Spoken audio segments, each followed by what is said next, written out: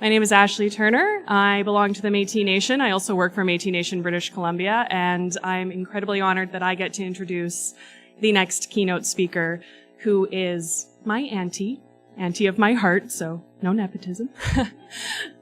Her name is Lisa Sheperd, and I know many of you probably who were here last year remember her. She's an incredibly beautiful speaker, an incredibly beautiful dancer, an incredibly beautiful artist, and an incredibly beautiful person. So I'll just do a little brief introduction. She's going to be speaking to her own story, and I don't want to step on that.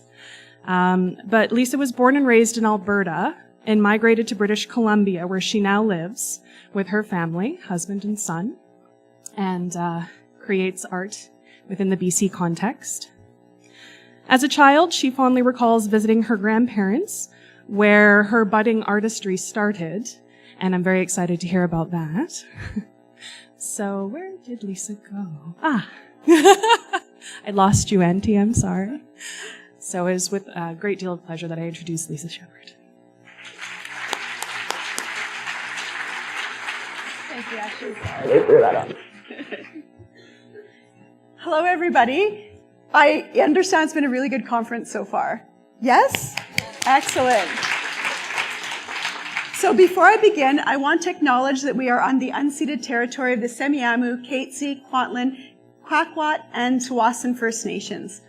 I want to thank Vishal Jain and Ashley Turner, who were instrumental in me being here today, and also to Tanya Davrin, who works tirelessly to bring wellness and advocacy for Métis people. I'm going to share with you today my journey as an artist, specifically how art can revitalize culture. And while I do that, I want you to think of this art as medicine, because really that's what this is, it's medicine. It is a personal journey, and so with that, I'm going to humbly ask not to be videotaped during this. I'm going to, other than, and Vishal knows this, other than what we've already arranged for the live stream. But otherwise, I'm going to ask you just to stay with me, be with me in the moment as I share with you my journey. And then at the end, there's going to be some time for question and answer, and I guess I'm supposed to throw these boxes at you or something for question and answer. They're microphones, so that's something new for me. So anyway, I think I will begin. Before I get started into the slides, I think I need to bring some context into, because I'm going to be talking about culture revitalization, on how my cousin and I have used art to gain back our family stories and our cultural stories. But I think that it's required for me to bring some context to that and sort of explain just very briefly on why we have to bring culture back. Why was it ever missing to begin with? And so the very simplest way that I think I can make the biggest impact on why it's important is just by being mindful that here in Canada, the only war that Canada has ever fought on Canadian soil has been against the Métis. So let that sink in for a moment. So we know what happens in other countries today when countries fight against their own citizens, and we have people who become refugees and leave the country and go to other places of safety. Our ancestors didn't have that opportunity to do that. They stayed here. So they took the culture underground. And because of that, I will never begrudge any of my ancestors for anything that was ever lost, because they did exactly what they needed to be doing to keep themselves and their families safe. At the same time, I hold my hands up to all of the ancestors that did continue to keep the culture going, that did continue to tell our stories through very difficult times so that they are here for us. So I just want to make that acknowledgement before I jump in. So as Ashley mentioned, I was born in Edmonton. I grew up in Alberta, a little Métis girl. I always knew that I was Métis. That was never hidden from me. Although I never really understood what it was to be Métis. That was never really talked about. So when it was talked about being Métis, it was often said kind of in a joking manner. And I remember one time being at a powwow with my family, and there was a little girl, little powwow dancers dancing, and my dad said, "You see, Lisa, she's Métis too." And I said, "Daddy, how do you know?" And he said, "Well, she's blonde." Okay, so Métis or blonde. You know, so these things they were never hidden from us that we were Métis, but it was never really explained what it was to be Métis. It wasn't until much later in life, when I was expecting my child, my only child, my son, when we were expecting our son, that I started to feel like I needed to know more of that side of the family. I needed to know more about my Métis culture, because I was going to be responsible for bringing up this little person, and I wanted him to be well-rounded. I wanted him to know who he is, where he comes from. I wanted him to know our big, beautiful story. And so I've actually talked to a lot of Métis women that's been their experience too, is they really started to immerse themselves in the culture and learn more about who they are as Métis people once they were expecting their first child. So, you know, that is something that's not unique to me. So this is really where the journey of culture revitalization began for me.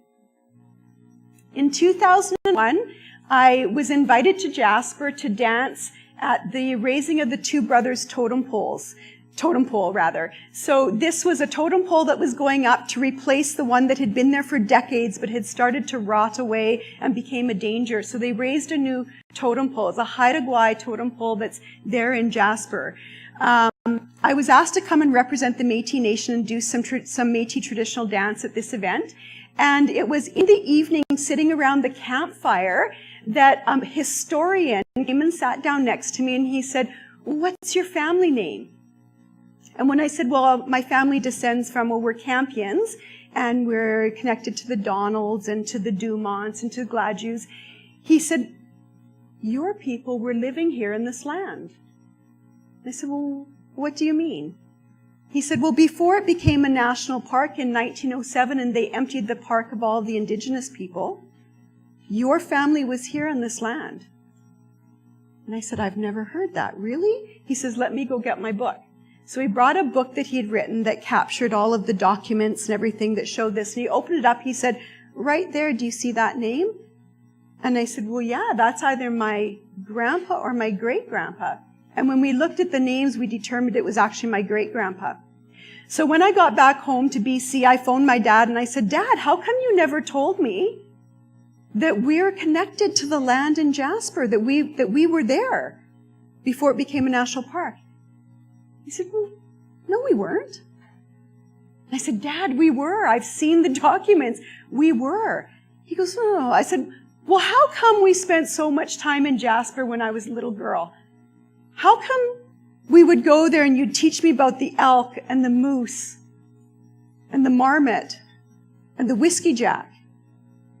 And he said, "Well, because that's where my grandpa took me." Aha! Did you hear what you just said? So he still was being a little bit skeptical. So I went to Mr. Google and I started, searching up and trying to prove to him. And actually what I found was the story of this woman here. So that woman in this picture is Suzette Chalifaux Swift. She is my cousin, my first cousin 2 times removed. So my cousin, but going back 2 generations. And that's some of her family, her 2 daughters and 2 little boys. Why this became significant to me is that the Swifts were one of the first homesteading families in Jasper. So there were 7 Métis families that were homesteading that land. There were also other indigenous people that were living in the land at least seasonally. But she was a beadwork artist. So you can imagine, I found this and I went, wow. Because I've always wondered, how come I know how to do this? How come I know how to bead? And so that was really interesting to me. So I started learning more and more about her. I want to point something out about this picture, which I find really neat. You see the 2 little girls and the baby? Notice the clothing that they're wearing? So she made those, right? So probably traded to get 1 bolt of fabric. And then from that 1 bolt of fabric, made clothing for the family. Later on, that picture is used by a photographer, Mary Schaefer, who I'll be talking about in here. And she colored the pictures. She used to color the slides. But she colored the little baby in blue and the 2 little girls in red. And I went, but I noticed that's the same bolt of fabric. That would have all been 1 color. So Because Jasper was the gateway to British Columbia, because the peace had been closed because of fighting that was happening there, that crossing wasn't safe anymore. The only way that people would cross into what was then New Caledonia would be through the Athabasca Pass. So Jasper became the gateway to BC. So what that meant was all of these early explorers, and by the way, 2 years before David Thompson crossed through the Athabasca Pass, 2 years before that, Jacko Findlay, a Métis man, blazed the trail. I don't know if you knew that, but I think that's a really interesting and important fact. But because Jasper was the gateway to BC, all of these explorers that came through would cross through Jasper, and they got to know my cousin's work. And so they would seek her out. They would seek out her work to do trading, to purchase work off of her. So she supplemented her family's income with her artwork. The gloves that you see there likely were some of the gloves that she made for the rodeo, because she was known to make gloves every year for the Jasper Rodeo that would be gifted to the rodeo princess. So for years, she created these beautiful clothing, moccasins. And in fact, these moccasins that are just like this, I found in museums right across Canada. It's my belief, although it is completely uncredited as being Métis or otherwise, it's my belief that a pair of her moccasins are in the Royal Ontario Museum. I saw them, I held them in my hands, and there are some determining points about them that I recognize as being her work. So I believe that they've traveled that far. So this woman explorer, Mary Schaefer, who's pictured on the front of this book, she traveled through the Rocky Mountains with another woman explorer named Molly Adams. And so as they traveled, they would document different things, document their travels, and they wrote a book. And in this book is a writing about having met my cousin and about what they learned there. And that is actually documented in this later book by Colleen Skidmore. And so the description is in here. Now, Mary Schaefer was a British woman, and so I'm going to read to you what she wrote, keeping in mind that she's British. Then Mrs. Swift, oh, we women are all alike, unearthed a box from beneath her bed and showed us 6 gowns made by herself, most of them her bridal finery. And as we looked on the carefully treasured garments, I realized, be it mansion or shack, there is sure to be stowed away such a precious hoard around which a woman's heart must always cling.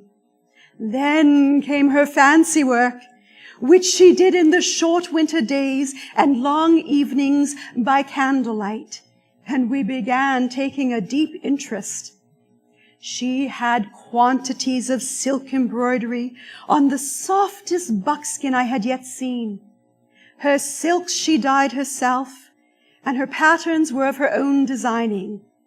There was a most delicious odor to the skins, which she said was through their being tanned by poplar smoke.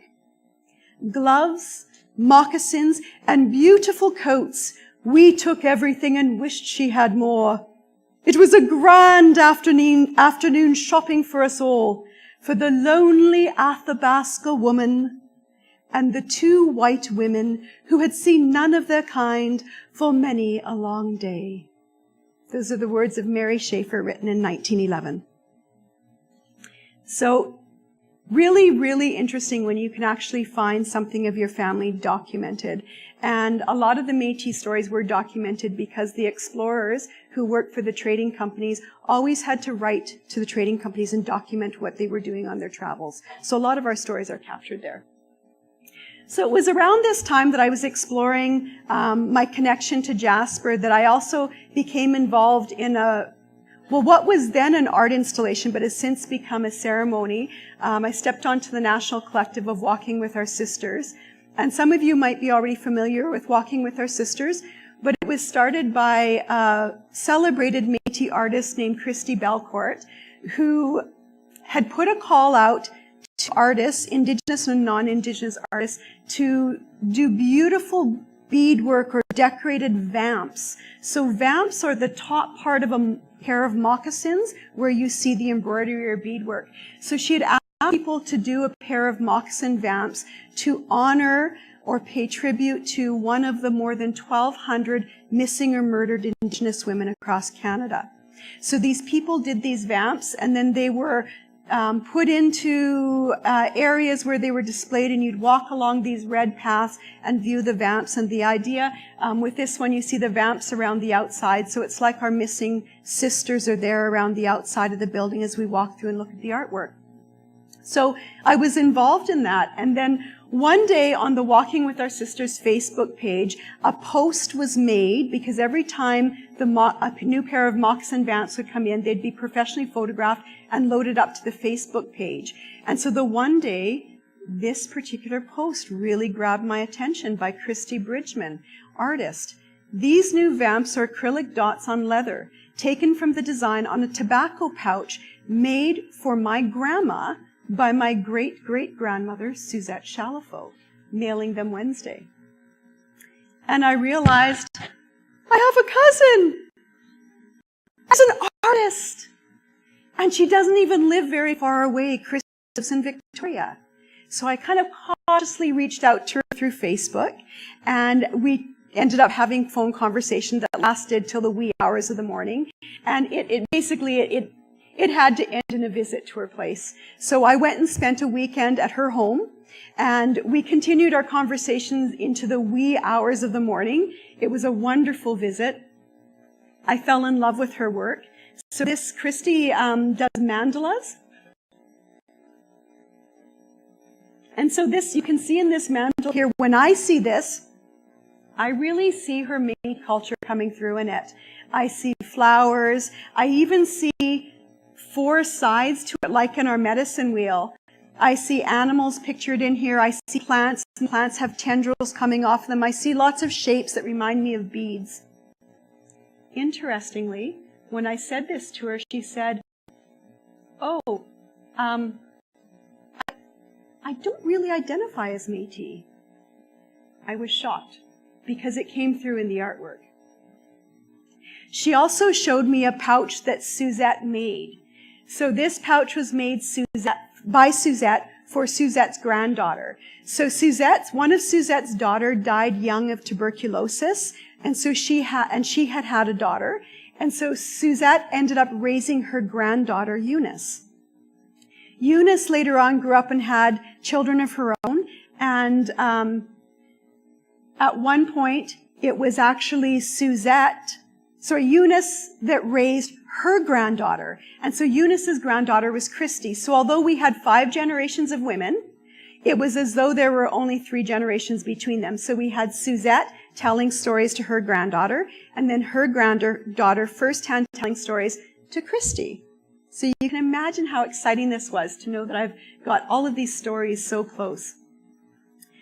So we knew that this pouch, this tobacco pouch, was an identity piece that was made by Suzette for her granddaughter.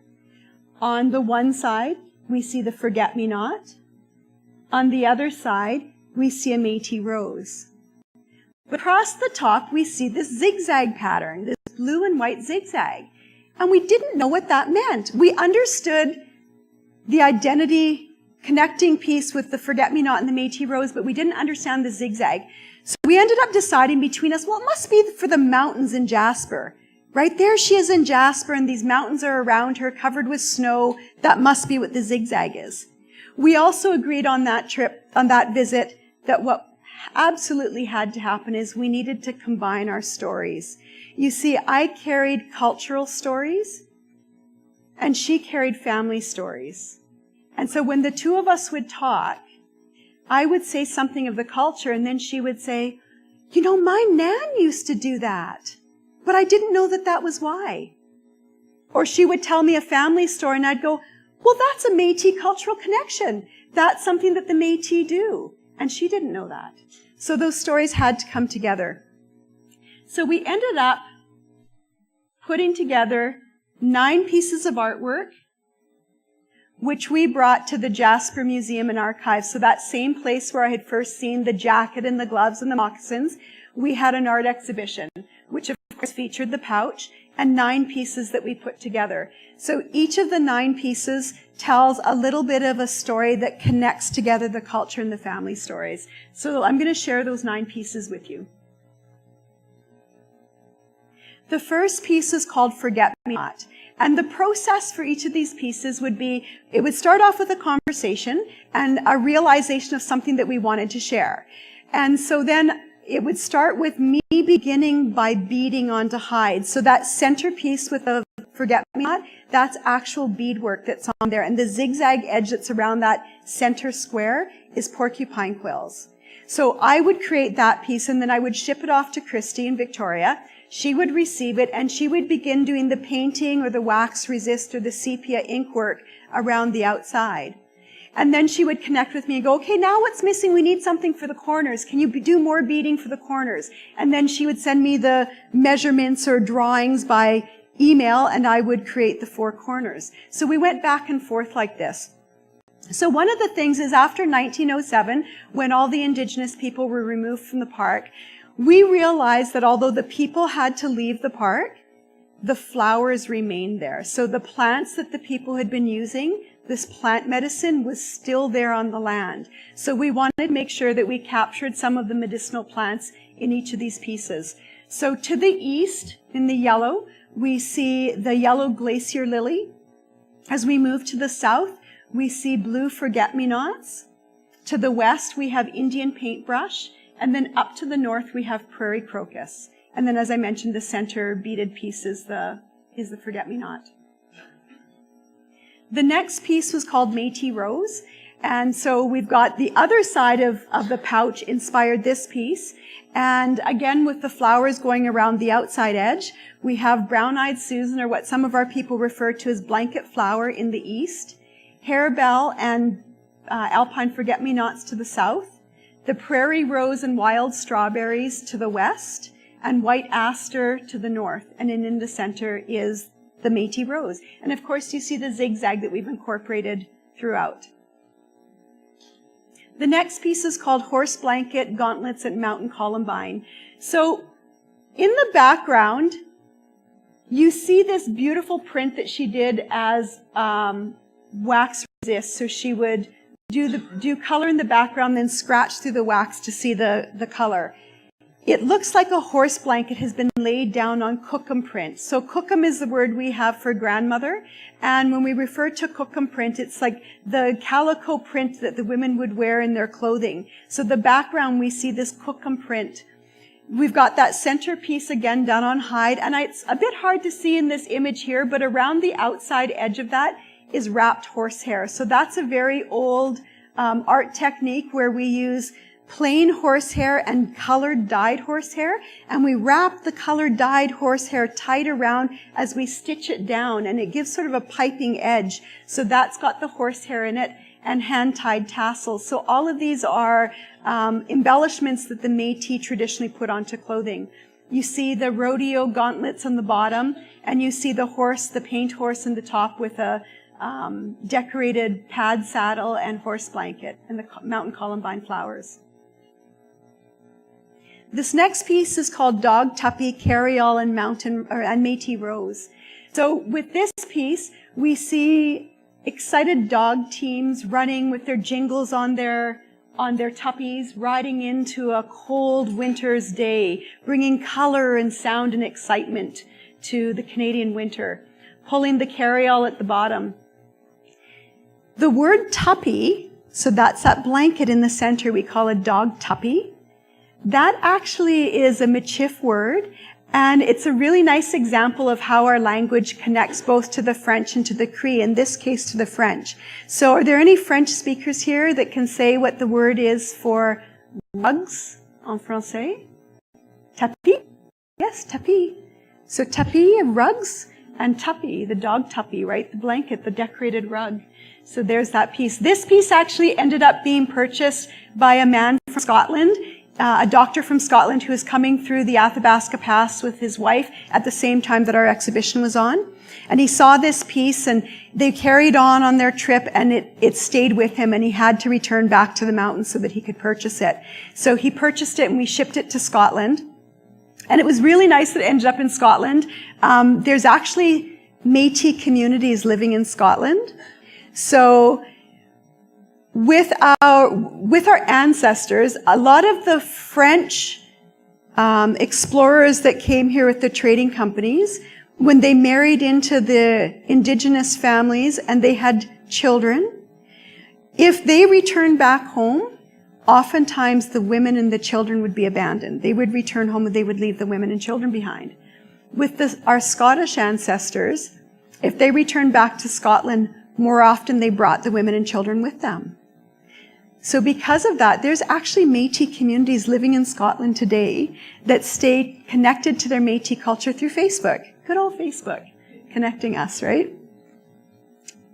So in this one, in the white, you see the flowers that Christy's done in there. And again, that's wax resist. And she's done it to look like embroidery because that was one of our art forms. This piece here is called Caribou and the Rougarou. Does anybody here know what a Rougarou is? Okay, I'll tell you in a second. In that centerpiece, the blue flower, that's made with caribou hair. It's called caribou hair tufting, that art form. The Inuit do caribou hair tufting, but the Métis and the Dene shared that art form between them. This is the only piece where my contribution is only the centerpiece. The four corners are painted, and the reason for that is because caribou is very hard to get because they've become endangered. So although I know how to do caribou hair tufting, I don't do it very often anymore, and I don't teach it. So this is an example of when the land isn't doing well, when the animals aren't doing well, how we're affected as people of the land. So the Métis, we're losing a little piece of our traditional art form. That caribou hair tufting that, is our art is disappearing because of the caribou disappearing. At the same time that the caribou are disappearing, people are trying to bring back the numbers of the caribou. One of the things that are happening is we're culling wolves. So a lot of times the wolves are being blamed for the declining caribou numbers, so we've got a wolf cull on. So my question to Christy is, well, is it just the wolves, or how much of this have the people caused? So here's what a Rougarou is. A Rougarou for us is a shapeshifter. It's a man or a woman who has the ability to change their form, and often into the form of a wolf. So if you think of it sort of like a werewolf, the French Canadians also have a loup-garou. So same sort of idea. And so Christy and I looked at this and said, well, are we the modern day Rougarou? We're blaming the wolves for the disappearing caribou, but we have a big part to play in this. So that's why we did this piece, Caribou and the Rougarou. And if you see around the outside edge, you see caribou prints, you see wolf prints, and then you see the human handprint with the wolf print inside. And around that very centerpiece too, you'll see wolf faces. But to the east and west, you see the human face coming out of the wolf face. So that's why that's there. This next piece is called, oh dear, and I've got my elders sitting right there in front of me as I try to correctly pronounce the word. Papasis? How did I do, Philip? Papasis. Papasis and mountain ash.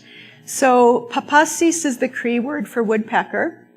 And so with this piece, we wanted to be able to tell the story, to capture the story, how in 1880, there were 84 members of the Papa Chase Band that were displaced from what is now modern-day Edmonton. So back in 1840, there was a disagreement between the band chief and the government agent about the number of people that were part of the band. Because, of course, the government had to pay treaty money for each person that was part of the band. So there was an argument. The chief said that there's this number. The government agent said there weren't that many. Finally, the government agent decided to say, okay, you're going to fight with me.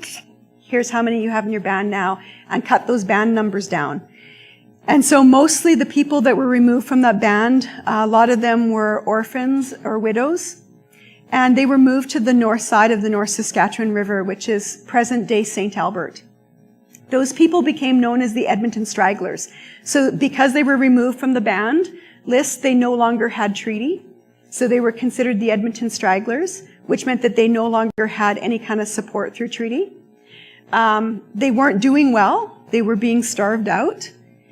Sometime later, another government agent came along and offered them Metis scrip. So Metis scrip means sign on the line. You sign away your treaty rights, but in exchange, they would receive a parcel of land or an amount of money. That's called Metis scrip. What happened, though, if they received that parcel of land is they had 4 years to turn that land into usable land, or else it would be returned back. But of course, these people didn't have much. So how do you make land into agricultural land if all you've got are the clothes on your back? So a lot of these people worked really, really hard for 3.5 years only to have the land removed from them at the end of the 4 years. Before that time, though, before the end of the 4 years, a lot of time, in some cases, Lord Strathcona came along and offered some money to them for their land. So basically paid the people what was the equivalent of a bag of groceries for the land that they were on. So that area of Edmonton now that's known as Old Strathcona is quite an affluent area, quite a wealthy area. And a lot of people don't realize that it became that way on the backs of Métis people. So we wanted to tell this story, but we didn't want this to be dark and sad and a defeated story because we're still here. So that's why these woodpeckers, you see them flying around. They're flying around. They're full of life. They're in a dance because we're still here. So once we capture these stories in art, then people want to know about the stories. So that's what this one is about. This next one is Whiskey Jack and Bunchberry. So Whiskey Jack, these friendly little birds, the Whiskey Jacks. When I was a kid, I remember anytime we'd be out in the bush, these little birds would come along, and my dad always pointed them out and said, "That's a Whiskey Jack." Whiskey Jack, the word comes from the word Wissahickok, which for a lot of our people, Wissahickok was a mischief maker, but brought us gifts through some of the antics.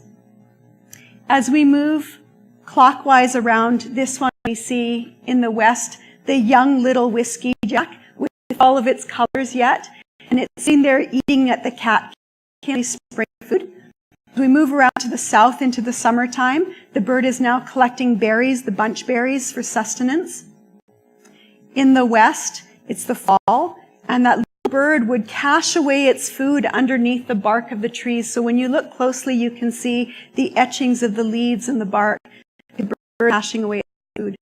And then north in the winter, we see that bird laying its eggs in the middle of winter, nesting down in the snow and laying its eggs. So it's a very resilient, strong little bird.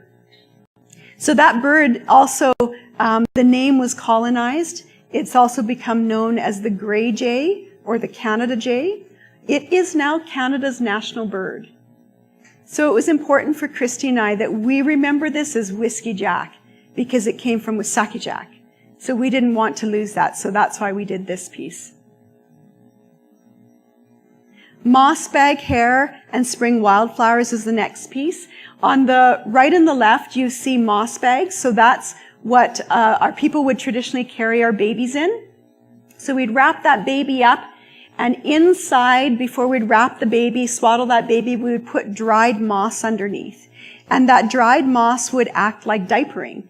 So as the baby did its thing, it would absorb, and then we could take that out later, put it back to the earth, and put fresh dried moss in there. The moss, though, is a traditional medicine. Diaper rash that we know today, people assume it's caused by a diaper. It's not. It's actually caused by bacteria that grows in a warm, dark, damp environment. So the inside of a diaper, right? Warm, dark, damp. Well, the thing about sphagnum moss that we would use, it's antibacterial. So that bacteria doesn't grow in there. So our babies were actually quite comfortable inside these moss bags. So this piece is all about the arrival of new life. It's about spring and celebrating that new life. This was the last of the 9 pieces. It's called Moccasin Flowers, Supalali, and baby moccasins. So supalali is also known as soapberry or buffalo berry. So they're these little red berries that are very, very tart. And you can harvest these berries, and they're full of saponins. And when you whip them up, all you have to do is whip them up, and they froth up, and they become this pink mousse. And you add sugar to that, and you call it Indian ice cream. It tastes nothing like ice cream.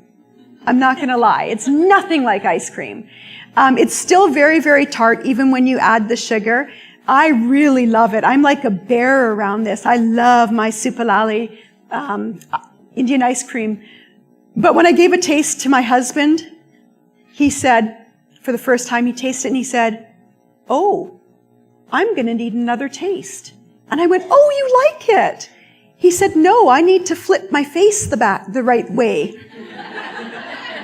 So I guess he thought it was too tart.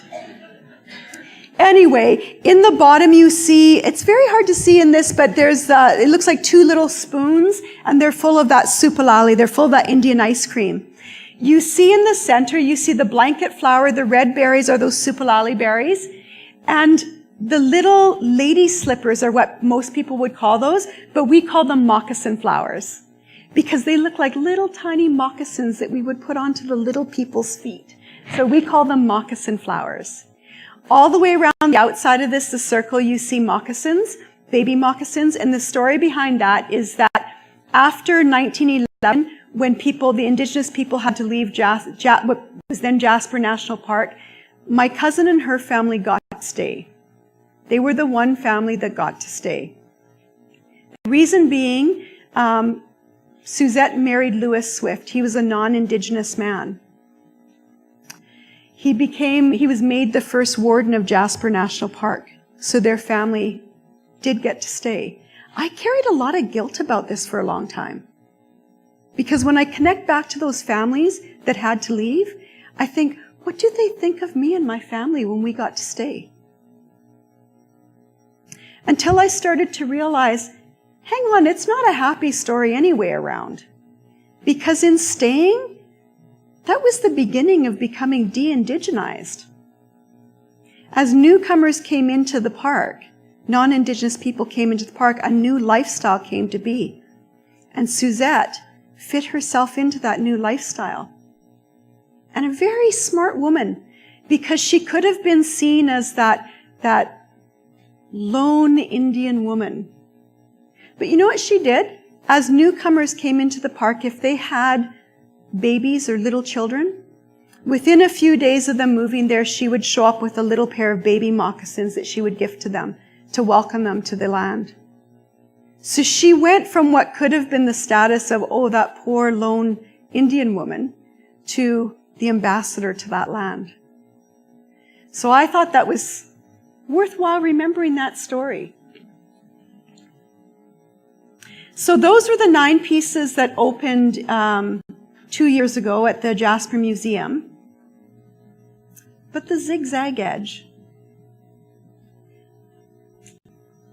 So 2 days before the show opens, Christy and I are both staying in these cabins across from each other. And I'm a morning person, she's a nighthawk. So first thing in the morning, I was on Facebook. And this picture jumped off the page. And it was this article, and in the picture there is a woman with a buckskin dress with a blue and white zigzagged edge. So I clicked on it and I opened up this article and I began reading. And the article was all about the geometric designs of the Haudenosaunee. The Haudenosaunee is the correct name for what you might know of as the Iroquois. Iroquois literally translates to mean black snakes, and they did not give themselves that name. Later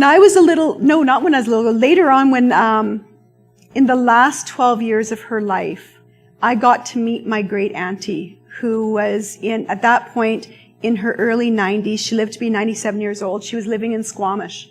And I used to love going and sitting and listening to her stories. She remembered everything. She remembered family names going back generations. She knew all the children's names. She knew dates of birth, dates of death, just off the top of her mind, and I would write it all out and listen to her stories eagerly. And one day I said to her, "Auntie, I know that we're Métis, But I know that being Métis, when we travel back through our family tree, through the grandmothers, that we come from First Nations.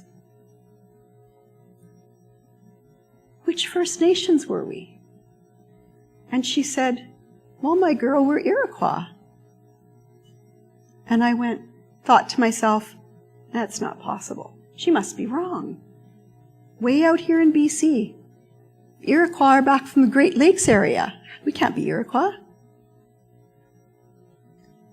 So foolish. Now what I've learned since that time is that it was the Métis, the Haudenosaunee Métis. So going back before the ethnogenesis of the Métis, the people that were Haudenosaunee came through and brought travelers through that land. And so as I've done more research in my family tree, I recognize that, yeah, that is where we descend back from. This is an example of mid-1800s purse from the Niagara Falls area. You can see along the side that blue and white zigzag. Going back even further in time, we see Haudenosaunee wampum belts. The wampum belts with their blue and white zigzag geometrics. I want to be really clear that I'm not talking about that Métis are Haudenosaunee. I want to be really clear on that. Métis were our own distinct people, but I'm talking about going back before the ethnogenesis of the Métis, right? Our diversity. So, at the Jasper opening, the curator for the Musée Heritage Museum in St. Albert attended the opening, and she invited us to take the show to St. Albert the following year. It was great news. It was also a challenge because, much to our excitement and surprise, more than 60% of our pieces sold in Jasper. So we didn't have very much left to bring to St. Albert. So we had to go back to the drawing board, literally, and create some new pieces. Our show was in St. Albert was open across from the witness blanket. So Carrie Newman created a witness blanket where he asked people who had anything left over from residential schools to send these pieces to him that he would create into this witness blanket. So pieces of door frames, pieces of stained glass, sometimes a little bit of fabric, all came to him, and then he pieced together this exhibition so that people would never forget what happened at residential school. So that was going to be in the center of the room, and our exhibit was going to be around the outside. So we knew that with these new pieces that we had to tell a bigger story, and it needed to be very uplifting, because the story that was going to be there with Witness Blank was going to be very heavy, very poignant, but very heavy. So we needed these next pieces to be quite uplifting. So we ended up creating 5 more pieces. We had to get quite busy. So here's Christy working on one of the pieces. We knew that we needed to peel away more layers and go a little bit deeper into our story. So the first of the next 5 pieces was Métis Rose 2, because the first Métis Rose sold. It was actually the first piece that sold. It sold 2 hours before the opening of the Jasper exhibition. So Métis Rose 2, when you look at this, of course, you see that zigzag edge along the outside.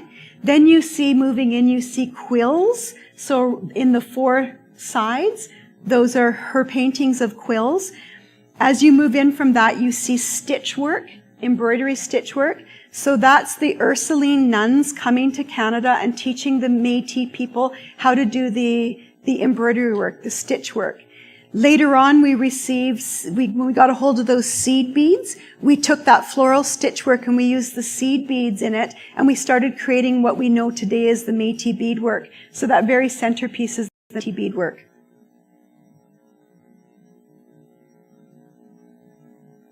The next piece was Pascomostasak Pataxanakawe. We wanted to give this a name that caused us to learn the language. So that translates, if I've said it correctly, translates to the buffalo have come back again. So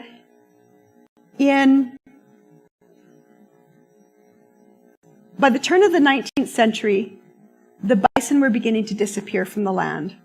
And it was happening at a time when residential school was in full swing. So our people were also in danger of disappearing. This happened, at the same time. But in 2017, in February of 2017, Park Canada reintroduced 16 bison into the Panther Valley in Banff National Park. So this was a step towards reconciliation. Banff National Park had asked the Indigenous people from that land, what is a step that we can do towards reconciliation? And the people said, we want our buffalo back. Imagine the bureaucracy that must have happened for this to happen, hey? Imagine the steps that must have taken place to reintroduce the bison into this protected land.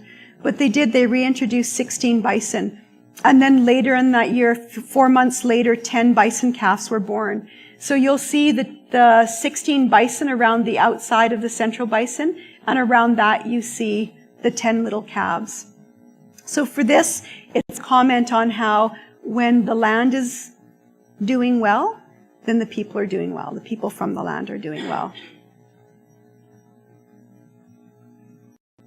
Water and sustenance is this next piece, and across the top, you see 9 circles with flowers in them. Those flowers are all created from whitefish scales.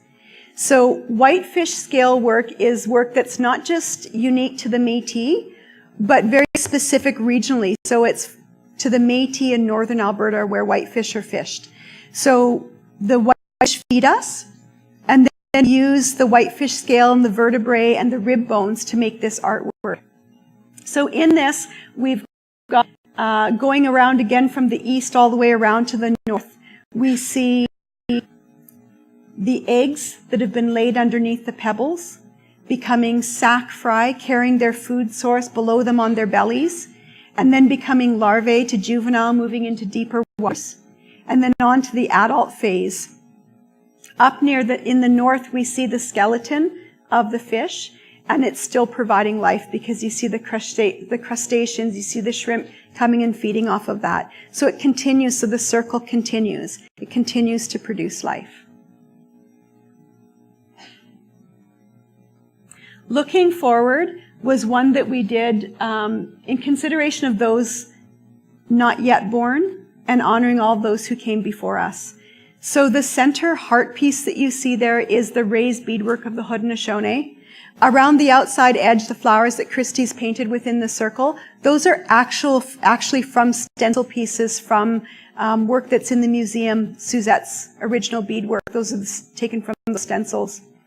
In the very center of that heart is a mirror. So the idea is that when the viewer stands in front of this, they're actually putting themselves in their picture. They're actually seeing themselves reflected back at them, surrounded by all of this beautiful artwork that's come to us through all the generations. And we talked about this one a lot because we said, well, it works for us, Métis standing in front of there, seeing ourselves reflected back. But what about for visitors coming here? And then we played it out. And we went, you know what? It works no matter who's standing in front of there. It doesn't matter what background you are. When you're standing there, you're placing yourself in that. And you're saying, where do I fit within this picture? What impact do I have within this picture? And so it worked for us either way, no matter who the viewer was. So that one's called Looking Forward. The last piece in the series is Star Blanket. Star Blanket tells the story of Star Woman, who descended from the center of the Pleiades. During the time when the fur trade was in full swing, people could gift someone that they wanted to honor with a blanket, with a painting that was done on the back of a hide. But as fur became less abundant, people started using the trades goods, the bits of cloth that was left over from their sewing or reused from items of clothing that had broken down, and they would sew it into these star blankets. Christy tells me that even when she was doing the painting, the precision needed for each one of those diamonds, it had to be so precise, because if you were off even just a little bit, it threw everything else off. So it took a lot of precision. So I can only imagine that with sewing the star blankets, it must be very much the same way. It must be very precise. So if you're gifted with a star blanket, it's a big honor because it takes no small amount of time to make this. In the center, we've got the strawberries. And the strawberries are known sometimes as heart, the heartberry. It's got that heart shape. It reminds us as women that we're life givers. We see the seeds on the outside of the berry, the ability to bring forth more life. Even the runners that the strawberry sends out, the sisters, go out, they touch the ground and more life comes up from that. So that's the meaning behind Star Blanket. So those were the 5 new pieces that we did for the St. Albert exhibition.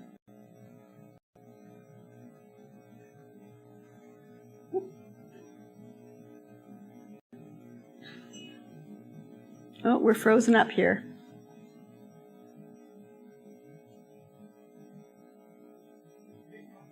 What's that? Spacebar? No, it's not doing anything.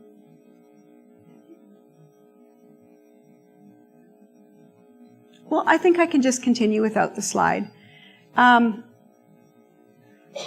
July 4th, 1885, Louis Riel said, and he's often quoted as saying, "My people will sleep for 100 years. And when they awaken, it will be the artists who give them their spirit back." So we've heard that over and over again in places. My people will sleep for 100 years. And when they awaken, it will be the artists who give them their spirit back. This is 133 years later. So that was said by Louis Riel in 1885. So on November 9th, 2018, at the Fraser Health Patient Experiences Conference, Lisa Sheperd was quoted as saying, "We're woke.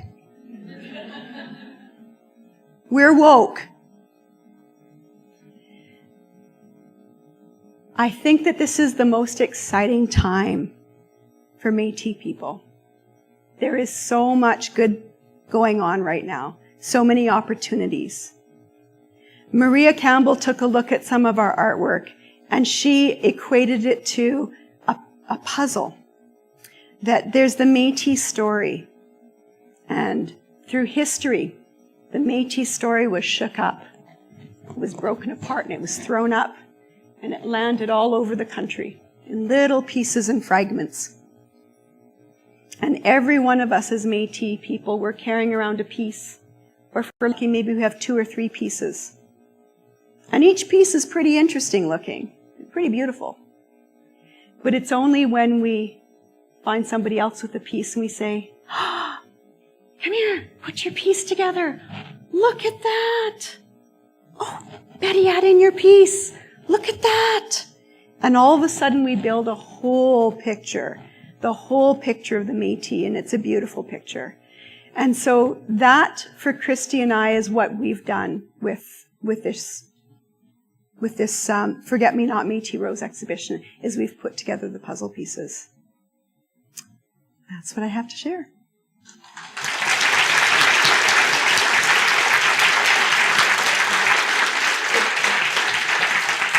So this is where I get to toss these blue boxes out at everybody, I guess. So if you have any questions, oh, yes. And so, thank you, Ashley. Ashley, she's great. So we're cutting the live stream at this point so that any questions that are asked are just for us. They're contained here. Because I really want this to be a safe space to ask questions. I want this to be the zone of no regret. I talked about that last year. The zone of no regret. If you have any questions at all, now is the time to ask it. Don't be driving home tonight thinking, "Oh, I wish I'd asked her about that." If you have any questions, let me know, and I will send this out your way. And